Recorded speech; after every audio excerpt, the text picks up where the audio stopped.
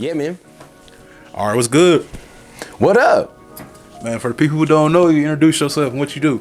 I'm Sly the Deuce. I'm an all-around genius. Hey. Poetic profiteer, influencer, host, big brother. You know what I'm saying? I got a lot of hats, man. A lot of hats. I appreciate you having me though. First and foremost, man. I'm just so glad to be on here, it, man. I appreciate you. Shit. Where you from? Denver, man. You know what I'm saying? Bellside. You know what I'm saying? Like Born and raised? Yes, sir. Born and raised. I'm actually from man. I was watching one of your earlier videos, man. Bellico. That's a term I picked up, man. Watching this series, man. What was that, Alfredo? Yeah, that was the Licey Mob. Yep. Licey Mob boys, man. Shout out to them, bro. Putting on for, you know what I'm saying, the What's Good show. But I've lived all over, man. Golden, Arvada, Centennial, ACO, but primarily, you know what I'm saying, like born and raised in the Bellows. I was a Falcon, played for the Warriors, you know what I'm saying, in high school. Yeah, man, so I'm from Colorado, but I done lived all over, bro. So I tell people I'm from Earth when they ask, but I already know this is very local, and we're trying to show love to the Box State. So, you know what I'm saying, as far as the Box State's concerned, Bellside. That's how it is with me. I'm east side all the way. Like I done lived in Park Hill, Montbello.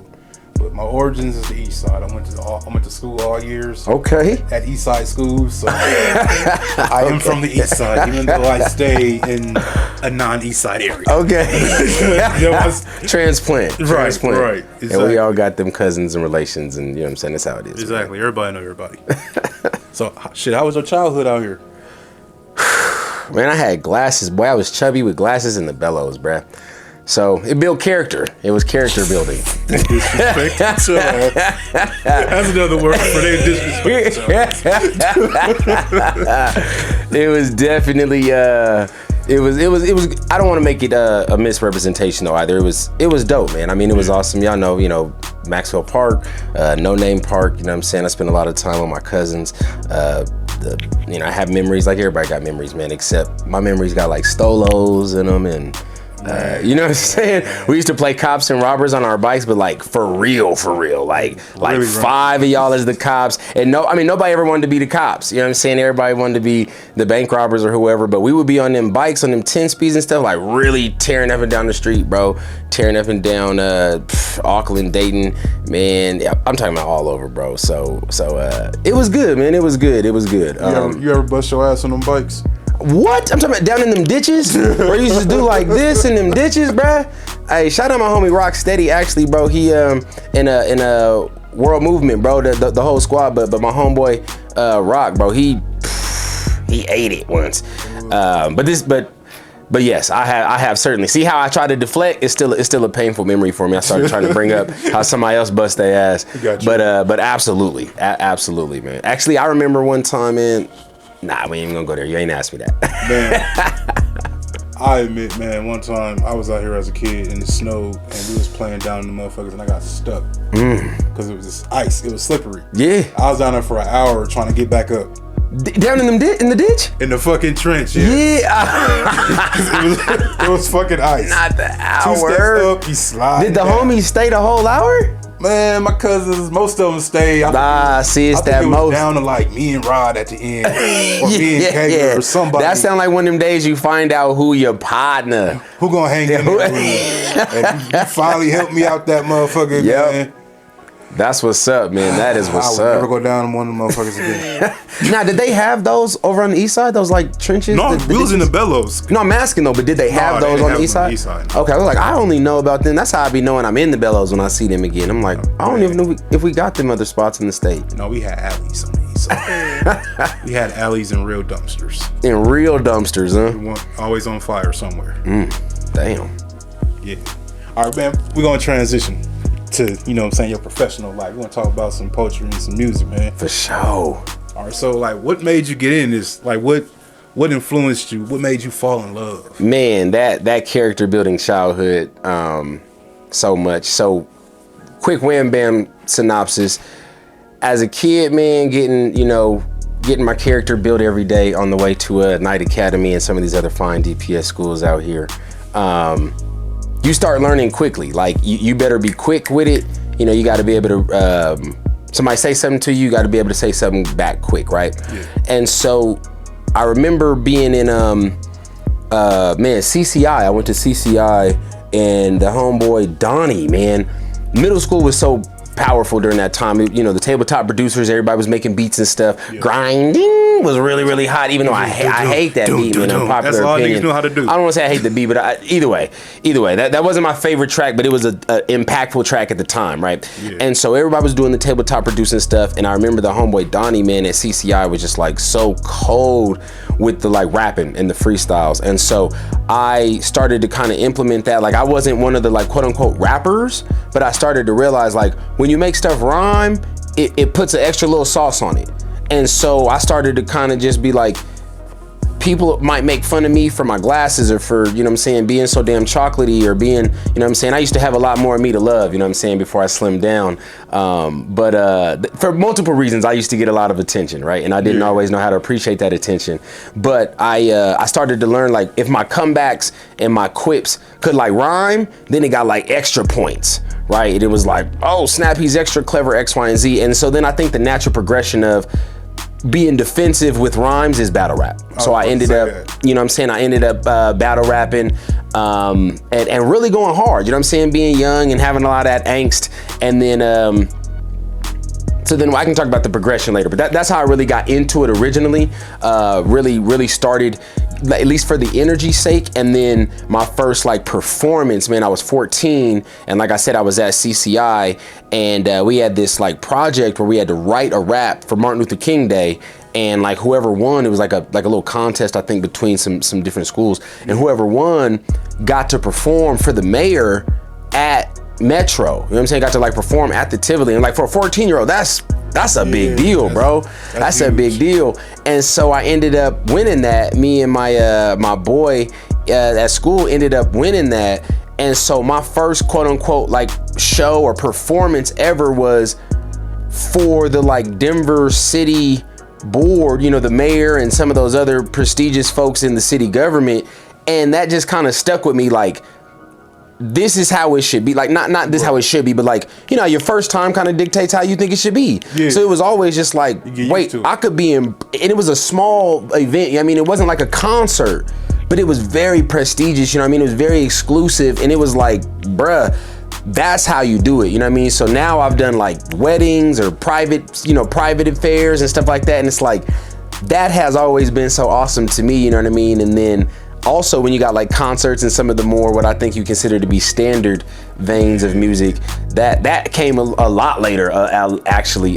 So that's how I got into it, man. Like I said, being bullied, starting to learn how to, like, if I could clap back and make it rhyme, that'd be cool. Natural development into battle rap. Then I moved on into like actual songwriting, and that got me into some of the other arenas. So I kind of always had this dichotomy of like, I can battle, you know what I'm saying? We can go there, but I really don't care so much about that realm because it's really not my end all be all. You know what I mean? I know that I can really write a song and be in some more exclusive avenues because, you know, that's what I've been doing since I was 14. So you wouldn't call yourself a battle rapper or a poet? You're more of a hip hop artist before those other things? Honestly, I probably would say, I mean, hip hop artist I like because it seems like it's more broad. Yeah. I would probably say poet. If I'm being honest, I'm a poet who is finally stepping into the fact that that's what it is. I think that sometimes this nigga over here, these poems. Yeah, you know what I'm saying? It's like you know what I'm saying? It's like, hey, bro, I felt like, and I mean this, like, you got to earn some stripes, kinda. And so even from the time I started, and some of the cats that know me from the early days, they know I started with the intent of a day like this, right? Yeah. I put out mixtapes so that I could really know what it's like, because nobody wants to hear that person telling them what they shoulda, coulda, oughta, woulda done. And it's like, bro, you've never actually put out nothing, right? And I think about like football or you know, you got a coach, and it's like, everybody respects, you know, Coach Deion Sanders, bro. He's done it. He's lived it. He's got the rings, bro. They don't respect Skip, bruh. You see what I'm saying? And so, but Skip is, he might, even if he's not wrong, he don't have the clout matters. The clout matters. And then what's weird about this game is, man, I'm a geek. It's straight up. So I've learned enough to know that, like, well, technically and mathematically, if you look at my stats, I have just as many streams as so and so. That may be true, but that's not the conversation for the streets. Again, like I said, that's the conversation for the private business owners when I'm trying to leverage my social media impact to get more capital and more revenue, X, Y, and Z. But when I'm talking to somebody on the street, I need to be talking to them about how, like, bro, I'm from the Bellows. I've literally done this. I've been so damn broke, bro. I was wearing sweatpants. I'm talking about full sweat track outfits in the middle of the summer, so you couldn't tell how ashy I was. You know what I'm saying? I was doing the straight hands and ankle. You know, you get the little ankles on, so can't nobody see it. But I'm talking about, bro, I've been down, and not just. Some of that's just because of my own, you know, fuck ups and some L's that I had to take, but I wanted to earn them stripes so that I could really, you know, talk to other artists and talk to other people who have invested in their craft and say to them, hey, bro, I'm not just some talking head. You know what I'm saying? I'm not just Sly the Deuce on the radio. I'm not just some poet who popped up out of nowhere. So to get back to your original question, I feel like I've always been, like, me, a poet. If it was on me, I'm not even really talking to y'all, dog. Like, what we beefing for, bro? I'm talking to these ladies, bro. Like, you know what I'm saying? But there's also real poetry. I think that there's a lot of poets that we know, we maybe don't know them as that, like Big Crit, Andre, I'm 3 Stacks is who I'm talking about. Man, Denzel Curry in a lot of ways. Drake has even, you know, got some tracks out there. Pac is an eminent one. And so I think that for me, like I said, it was just a little bit of like, okay, I've got these thoughts and these feelings, and how do I make this into a package that I think people will accept? And so that is what led me into, like, music, because you can really be vulnerable when you got the producer taking the attention away from you. Yeah, and them 808s is hidden. Yeah. So you can really kind of like get something off your chest. In there. You know what I'm saying? And it's interesting because when the beats are not, and this was something that I got a lot of feedback on early, was like, bro, your beat selection is, you know what I'm saying, a little eclectic, or you don't necessarily have the slappers. And it was like, for me, it was really more about, I want to get comfortable being honest on the mic before I get comfortable just writing hits. Because I think it's easy to get it. I don't want to say easy, because it's not. It took me a long time to get to the stage where I say it's easy. But to just write hits is one lane, but it's not necessarily the same as the true freedom that can come from like songwriting and from writing poetry and just from writing your thoughts out. Some people just journal. It doesn't necessarily have to rhyme, but truly just getting it out is different than, oh, you know what would slap, or you know what'll get the bitches bouncing right here. That might be different than what you actually going through right now. You know what I'm saying? Like, me and you just talked about something before we started running the cam. Like, I might be going through something right now that's not getting ready to be the summer hit, but this is something that I truly feel, and I can put my 100% all into it. You know what I'm saying? And so that was very important to me, to get comfortable in my own skin and then learn some of these different elements. All right, hey, I'm comfortable spitting a cappella. Now let me go out. I'm confident in my own material. I'm not hoping some producer puts me on. I'm not hoping I get with the right cameraman and he makes it look like I'm fly.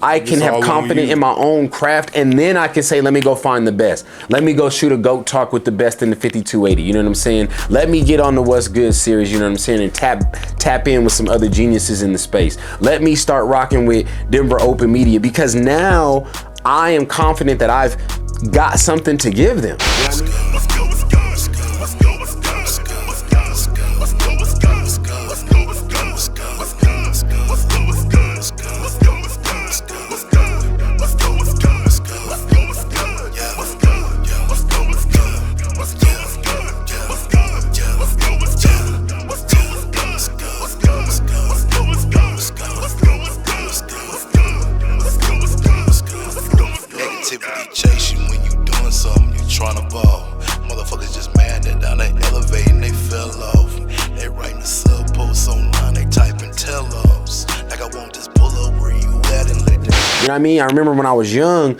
my dad asked me one time, like, so what you gonna do if, you know what I'm saying, Quincy Jones pull up on you right now? Like, Diddy pulls up on you now. And I remember saying something like, well, that's just crazy, Dad. That would never happen, right? Right. And he was like, you don't know what would happen. And I just remember this so distinctly. He was like, you could be, for all you know, Diddy could be driving down the street and pop a tire. And you just happen to be the first face he sees when he walks into the truck stop, right? To make a phone call to AAA. Yeah. So you never know what might happen. He might be like, you know what, bro, I just blew a fucking tire. I was supposed to be on my way to see a talent scout. Do you rap? And of course it sounds crazy, it's hypothetical, but when you start listening to some of these people's stories, bro, like the real people that have made it, it's about being ready. That's how it happens. It's about being ready. And you never know. Like he said, it might be Diddy. Yeah, Diddy might not never pull up on you. But the dude who's at 7-Eleven who does ask you to freestyle, he might be Diddy's right-hand man. He might be in the ear of Jay Prince. You know what I'm saying? You never know. So I just remember young thinking, and you know what I'm saying? When you're from the Bell side, it's a similar concept. Like you gotta stay strapped, bro. You gotta stay ready. You know what I'm saying? You gotta stay ready to go. You gotta stay locked and loaded, but in a positive sense. You gotta stay actually ready for that opportunity. It's a lot of energy like, oh, niggas don't fuck with me, niggas don't give me the opportunity. Bro, if the opportunity knocked down your door right now, like, what's up? We signing everybody who got an album ready. They ain't got shit ready. Oh. You know what I'm saying? So like, really be ready, bro, cause when you really start thinking about what you asking for, like, these cats that we be looking up to, or I don't know who y'all be looking up to, but these cats that's on TV, bro, they be in the studio like 8 hours a day on the light side of things, bro. Like they are consistently writing music, bro. Or they're on Instagram, or they're doing something. They're taking pictures, but they have a schedule and they're sticking to it. So I'm not quite sure how I got into all of that. So I'm gonna throw it back to you. This is great content. Yeah. That's why I'm just letting you fly free, man. I'm just letting you flow, man. I get to talking, man. Yeah, this is great content, man. Like shit. I'm like, now I feel stupid about to ask my little dumbass question. Nah, you good. Let's keep rocking. Let's keep rolling. All right, man. You a songwriter, you an artist, you a poet. You all that. What do you feel is your biggest song or piece?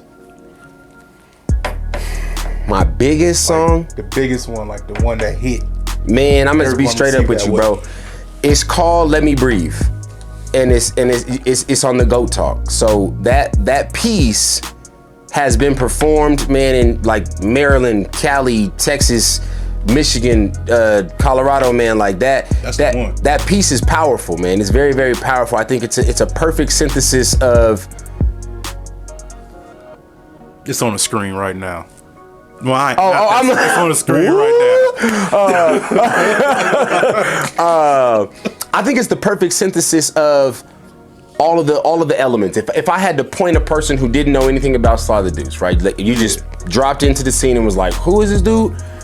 I would point them to this one. One, it is, like I said, spoken word. So there's no beat to necessarily distract you. I've seen so many times where, fantastic songwriting, whether it be my own or someone else's, the music is powerful, man. And the music can sway a person. Sometimes we all know there's some straight goofy shit out there that it hits because the beat has got it into our hearts and minds. And then there's other stuff where this dude is spitting, busting. This goes hard, but the beat don't do it. The beat just don't do it.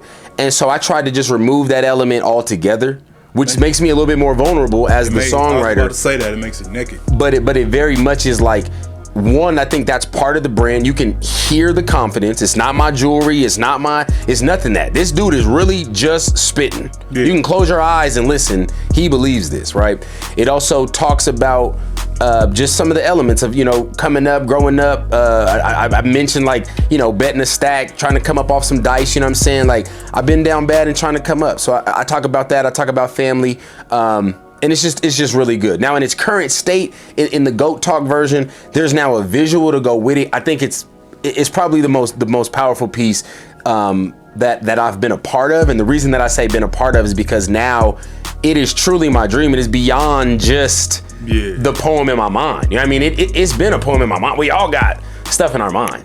Yeah. We all got that. We all got 13 songs right now unwritten, and that's real in our mind. But what I'm saying is this is now in the realm of like, y'all see it. It's out there. you can click on it. You know what I'm saying? It's a living, breathing work of art. 63 comments last I checked. But I mean, who's counting? God, Who's shit, me? Shit, you answered my next fucking 4 questions. We moving on, shit. We cooking, baby. Man, so what's next with you when it comes to poetry or music? Ooh, what is next? Like album, shows, what you got cracking?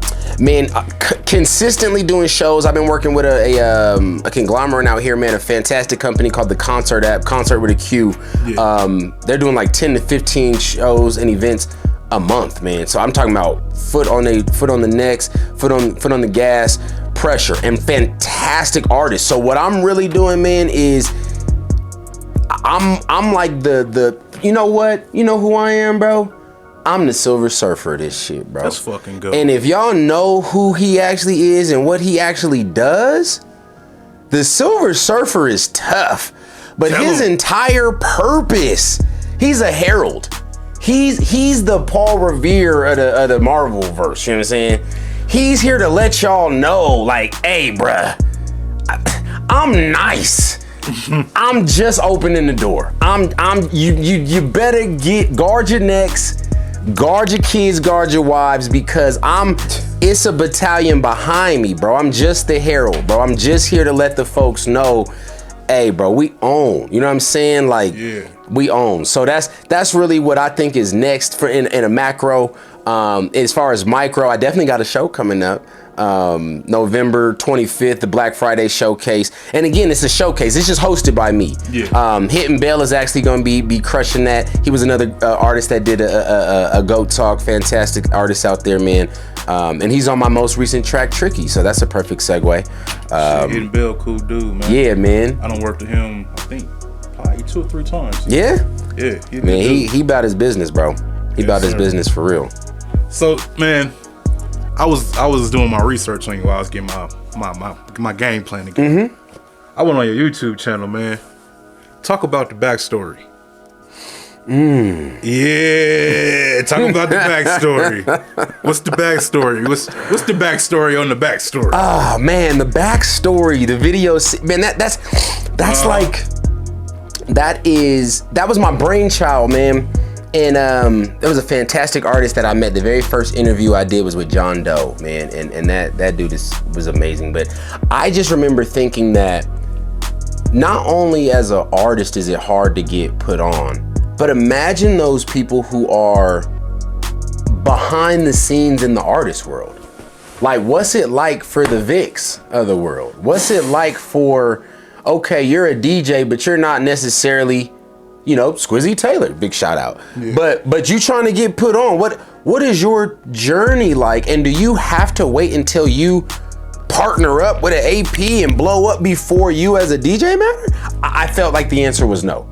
Right. And so I wanted to really kind of highlight those different stories, as well as the artists that were starting their journeys, and more importantly, I say more importantly, but based on the context of my show, I wanted to know the backstory, right? Everybody wants to know, I think, what album is coming out and where you gonna be at next, right? But how did you come up with your name? What does that actually mean, bro? Like, what do you stand for? Let's say you made it right now. Let's say you made it. The money is there. You now have the platform, though. What do you say, right? I wanted to have some of those conversations because I felt like it not only helped me to cut my teeth as far as like press relations and stuff. I'm a full-blown, press agent at this point now for some private clients. And so that helped me to like cut my teeth and learn as a host, it's tough. And here's what some of the things they're going to be looking for. So when I'm putting together press releases for my clients, I'm sorry, not press releases, press kits. When I'm putting together press kits for my clients or pitching them to these shows, I can say, hey, as a host, this is a pain point, this is a pain point. So if you can, from your opening email, say X, Y, and Z, you're increasing your chances of being booked on that show by, upwards of 40%. That's huge. That's tangible results that I was able to glean. I'm sorry, what'd you say? I'm gonna have to hire you. But that's powerful results from, just doing the work, really talking with the people and getting out there. And it also was a great way for me to just network, man. There's so many people want that opportunity that if you can kind of meet them where they're at. Hey, I'm not, Howard Stern by any means. I'm not a huge publicist or publication, but I am willing to rock with you. I'm willing to learn from you and give you also the opportunity to learn how to be interviewed, learn how to show up on the camera. And so it was just a fantastic opportunity, man. And then that camera got stolen, bro. That was unfortunate. That camera got stolen back when I was living in Texas. So now it was and it's interesting because I was really kind of gaining some momentum and doing a lot. People were starting to ask me to show up at their events and do media for them and stuff. And I think that was fantastic, and I will probably dabble in it again. I was just going to ask, you gonna bring that back? But losing that camera or having that camera stolen, because I didn't lose it, somebody stole it. But bitch ass niggas. Yeah, that part. But what it did really help me understand was that it helped me to get back in touch with one of my greatest skills, bro, and that's delegation.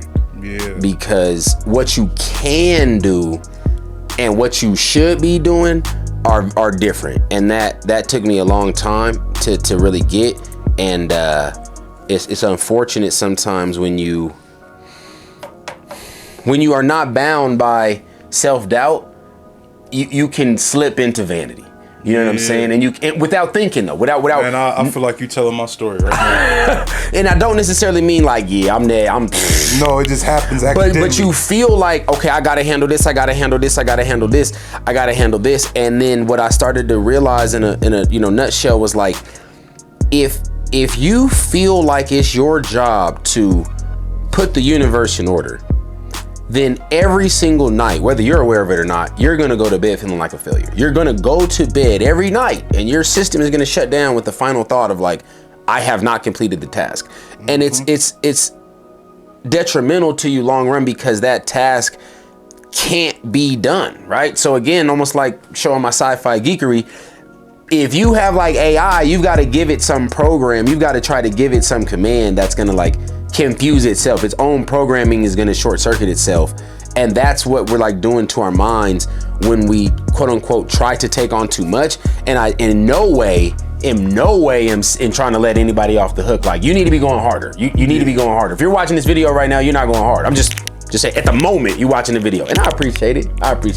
But the truth is, there's something that you need to be doing, right? So if I can inspire you to get out there and actually do the thing, that's dope. And the doing of the thing is where the growth happens. And part of that is delegation. That is a task, because it's easy to get to a point where, all right, man, this dude sees that I got this light here. He see I got my laptop. He see I got this tripod. I got 2 and 3 cameras, and he ain't even offering to help me carry this shit, bro. Come on, bro. I'm trying to put on for niggas. I'm trying to, and it's did you ask him? Did you say, hey, bro, can you help me carry this? Right? And so that's a silly, hypothetical example, but it's just have a vision. Do you in your own mind know what you actually want and what you are asking people to do for you, so that way you can really gauge, does this person rock? Because, bro, I'm telling you, there's situations where you can be sitting there. I have been sitting here feeling bro, don't nobody help me, and I'm getting salty towards the next man, and my bro is literally sitting here feeling man, Sly over here bubbling, and he ain't even giving me no job. He not even giving me no opportunity to do nothing. He not even and it's wait, what? We both over here salty at each other because we both see that we need one another. So it comes down to the communication. Them bars and stuff is cool. You can rap, but can you run a business? Can you communicate? Can you delegate? More importantly, because also communication is cool, but if it always buckles down to you know what, I'll do it. You know what, I got it. You know what, I appreciate you, but I'ma do it. Then it's a waste of time. Then why even have all these other, hands in the pot? If you gonna end up just doing it anyway, that can slow down the workflow. So that's my take on that. Damn. All right, bro. So I'm about to ask you 10 random ass questions. They ain't invasive. They just some random bullshit. You know what I'm saying? Just to see where your head's at. See what makes me tick. Yeah. What's your favorite place to perform at? Oh, the car. I be going hard. I ain't never heard that I be going hard in the car. one. All right. What's your favorite place to record? Damn, all the engineers is paying attention now. Ooh, ears don't perk up. Oh man, my favorite place to record, man. Right now, I'm gonna say Mint Audio. Paul Jr. is fantastic, man. He and I have been working together a lot, and so we've just got that cadence down. I've got a couple of my other team members in there to work with him. He's just great people, man. So I'm gonna say Mint Audio and keep it moving before they get at me. Don't dig down. My inbox is is blowing up right now. How dare you? You'll never get another beat from me. All right, Kanye West, crazy or misunderstood? Oh, extremely. He's crazy misunderstood. Oh, perfect. All right, smoke or drink? Smoke. That was easy. Wait. For me or for my customers? No, for you. Oh, smoke. Rather smoke than drink. Yeah. All right. A celebrity crush.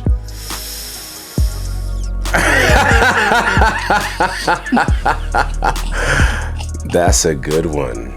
My celebrity crush. You got that bag and you had access, you going for this one.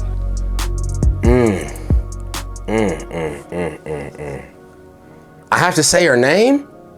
Gotta say her name, yeah.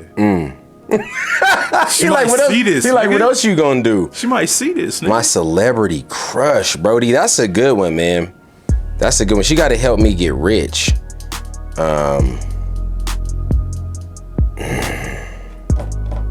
Let's circle back. All right, we're gonna run that back to the end. Your go-to munchie food. Vagina. That's a real nigga right there. It's a fact. It's a fact. The very first thing you do when you wake up. My three thankfuls. What's that? I say and I think and I feel three things that I'm thankful for. Oh, and they different every morning? Yeah. That's dope. Top 3 albums of all time, any genre. Wow, that's crazy. I was preparing for this thinking you was gonna ask me artists and then you say albums. Top 3 albums of all time? Gotcha, nigga. Yeah, you got me, bro. You got me good, bro. Man, that's a fantastic one.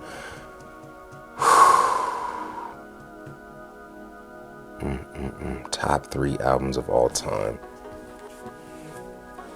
The Eminem show is in there somewhere. Of all time. See, this dude right here, man. Look. Top 3 albums of all time. If you was stuck on an island. I need that Mario. That first album he had, Mario. Yeah. I need that. I need something with some beats. I definitely need an instrumental album. And I'm gonna go with Jalil Beats. He be dropping a lot of different tapes, so you kind of pick one of his. But I need the instrumental tape if I'm gonna be out there on a mountain. And then, oh man, albums. That's crazy, man. Can I do this? Can I freak the question? Can I have a compilation of Babyface written songs? Yep. Bet. Cause if I can have loophole, nigga. Yeah, if I can have a Babyface, hey, it's always business. Everything's negotiable. You know what I'm saying? You gotta find them. It's a win is a win. A win is a win. Wins a win. All right, let's keep it rocking. All right, you gonna retire in the city or the country? Am I gonna retire in the city or the country? Yeah. Country. Peace. Country. Yeah. Finish this sentence. If I didn't have art, I would.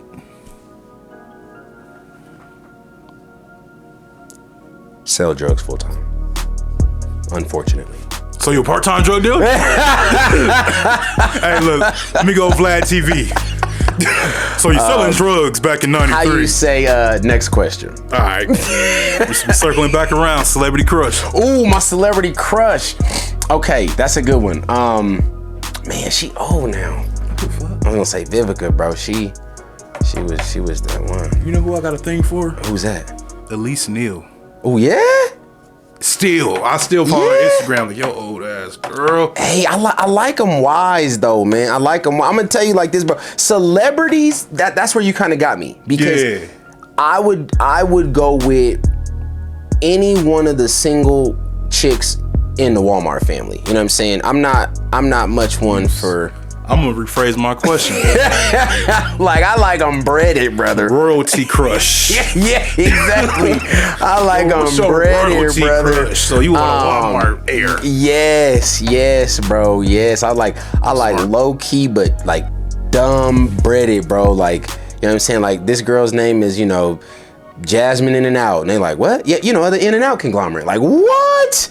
That shit crazy. And that's not a real family name, but I'm just saying like that. Like, what? You date a girl? Like, yeah, I'm just dating this girl named Meredith Gucci. You know, she real cool. She real low key.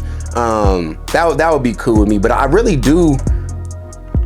I mean, I got some. Like I said, I just don't want to necessarily. I don't want my other celebrity crushes to get mad. Okay, you know what I'm saying? Okay. Because they gonna see this. Because what's good is gonna be the biggest thing in the world. Exactly. All right, so you got to be thinking, man. Thinking ahead. You're smart. You play cards well. All right, so this is the portion of the interview where we about to wrap it up, and I just tell my guests to talk they shit, bro. So talk your shit. Yo, fuck with me. Y'all see it. Team Outlandish me in the building. You know what I'm saying? We doing what we do. But fuck with us for real. It's your shot. It's your shot. Tap in with the Concert app. Again, that's Concert with a QONCERT. Get on some of these shows. I want to meet you in person. I don't just want you to watch my videos. I do want you to like and comment and all of that, but I don't want it to end there. You know what I'm saying? Tap in. I want to collaborate with you. I want to meet you. I want to work with you.